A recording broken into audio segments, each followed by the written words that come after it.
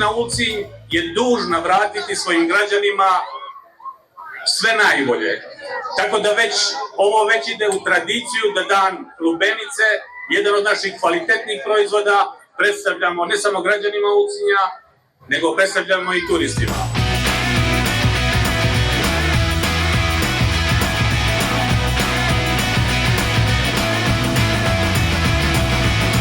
Novina je ove godine da je, eto da kažem, malo drugačije organizovali smo u centru grada, to jeste u novoj, da kažem, pijaci suvenira i zato smo zadovoljni jer više ima prolaza, ljudi prolaze, dolaze, odlaze, a naravno povod toga jeste Ulcinjska lubenica.